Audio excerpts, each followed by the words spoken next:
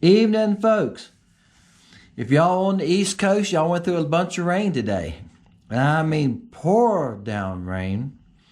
I had to drive a little bit in it, and it was bad. Bad. Water running across the road. Ditches were full. Coming down people's driveways. If the driveway was uphill from the main road, it was running across the road. I mean, you had to slow down for it.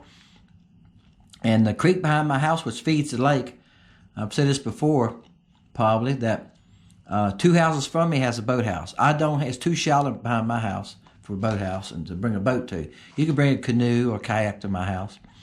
But the creek behind my house is up and running. It's probably 2 foot up, and it's not very pretty looking either. So y'all see what color the lake looks like. You're gonna see this Sunday, because I made that video this week. The lake's already stained, so it's gonna be worse. All right, let me. But hey, we're gonna work through it. But it was decently warm today. It was in the 50s, right at 60 degrees a couple times. Here you go. This is the fluke and the willowtail. Excuse me, the fluke and LC shad. I said I was gonna make all three because I sell this in all three. So it is a great color. It's a good dirty water color or deep water. Now I got another video coming Friday on stained watercolors for heavier stained water. When the water's stained like it is now. Last time I was out, I could only see down about 8 inches. So I don't know what it's going to be like now. And, you know, as you move around the lake sometimes, it'll vary a little bit. But all that, too, on those videos, the amount of light you have on a sunny day, you get more light penetration in the water. You can get by with different colors. You know, some of those colors were flip-flops. Some of them in the middle that I loaded last time, in just light stained water.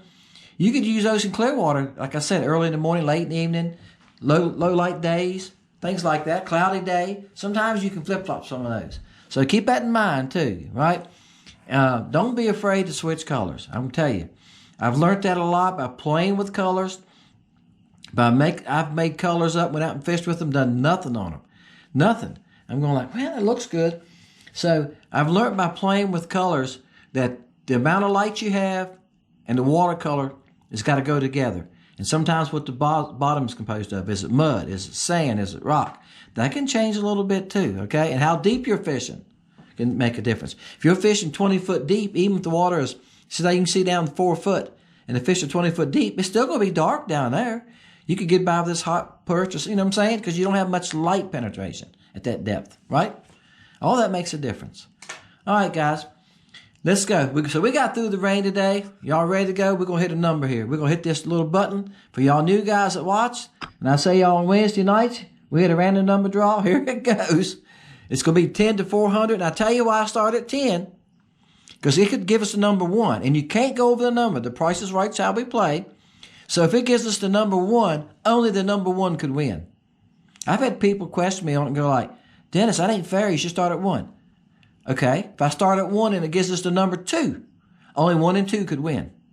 That's right. So I start at 10, and if somebody leaves the number 11 and it gives us 10, you can't win. Somebody's going to have a number under 10. So that makes sense. If you leave number 8 or 9, you got a chance. It could give us the number 20, and nobody leaves a number under 20, you left number 8, and you can win. That's right. That's why we do it. Think about it a little bit. It makes sense. All right, you ready? 214. I'm trying to get the computer as close as I can to the camera. I'm meeting the stand. All right. Number is 214. That's why I write it down. Okay, 114. See now, Rodney's over. 239. All right. Okay, we'll write down 188. Daryl, we'll give you a shot. See what happens from there.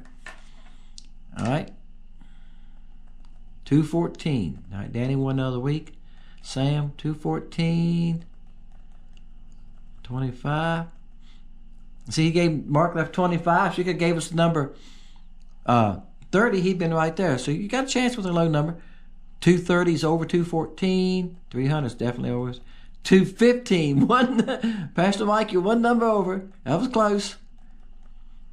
217, 200. Okay, 200 knocked off 188, right? Okay, I'm going to write down 200. Jeffrey. Okay. 250. And say there was somebody left 10. Let's see if it gave us number 10. He'd been fine. Gave us number 20. He'd been fine. All right, 56. 150, number's 214. I got to keep thinking with the number. 149. Ha ha ha! 213. Oh my gosh. Tim? That's what you say is close, right? Now the other number could win is 214. Somebody hit it on the... Oh, ain't been one no. Somebody hit it on the head the other week, didn't I? Can't remember who that was now. All right, Tim, you definitely knocked it out of the park. 213, the number's 214. All right, guys, appreciate y'all. Got some good stuff coming up. There was some good fish in that video. This video and the video today that you watched Wednesday. If you haven't seen the video, this is Thursday, y'all watching this. If you haven't seen the video from Wednesday, go back and watch it. There's some good fish in that video. A couple people y'all commented some good ones. Yeah, I've been on some good ones. This time of year, I catch some good ones. All right. When the water gets about May and starts warming up, these big ones disappear. They get hard to find. I think they continue to roam open water some, and use a lot of the main lake, and they use deeper water, and they're very hard to find. Once in a while, I'll find one of them, and I do go looking for them. So there you go. And if y'all kept up with it, any of y'all watched Crappie Connection last night, Dustin, young man on there, he came in fourth at the Grenada tournament last week, and I seen it on Facebook. The weights. I think it was 22 pounds. Y'all look it up. Just look up the tournament, and if you just Google it, it'll come up probably. I think that like 5 people had 22 pounds in that area, 21 to 22 pounds. A bunch of them did. It was ounces, in the top couple places. And he had a big fish, 381, I think he said it was, his big fish. I think he had 2 over 3 pounds. Yeah, that's what makes everybody want to go Grenada, those big fish down there. Oh, I mean, there's some nice fish caught in that tournament. If you think about that, in 10 fish, to have over 20 pounds. That's right. He said, I think he talked about, y'all go watch that too, because they put it on YouTube after they get done. He said what his smallest fish was in his bag, and it was like a 244 was the smallest fish of the 10 he took in. Yeah. Hey, if I catch one over 2 pounds here, I get all excited. One year I caught 9 over 2 pounds, and I've caught some, 2.5 through the years here and there, but we don't get here in Virginia. We don't catch a bunch of big fish like that. Now, Kerr Lake above me, they've been catching some nice fish. They had a tournament up there. I think it was 2 weeks ago, and 16 pounds won it. And I think it was, if I might be wrong, I think they fished 7 fish. I could be wrong, but I think they do. And so that's a good weight for Virginia, 16 pounds and 7 fish. And that means they had to have some good ones too, didn't they? So there's some good fish on Kerr Lake. I know people that have caught quite a few 2-pounders a year, but nothing like Grenada. But I mean, they catch some good ones up there. And I know some people up there have caught some that are pushing 3 pounds. And I think I know of one over 3 pounds. I can think of somebody caught, and I know there's probably a few more, but they're there. It's just the way Grenada. If y'all watch the Crappie Connection when they talked about it, it's the way they control that lake, right? And they basically raise menace by draining the lake, planting grasses and putting stuff out, flooding it back. It gives those menace stuff to eat, and it's kind of like raising. God, we used to raise hogs and beefs when I was younger. You fed that beef a long time before you butchered, and you kept those hogs going. You kept them plenty to eat, didn't you?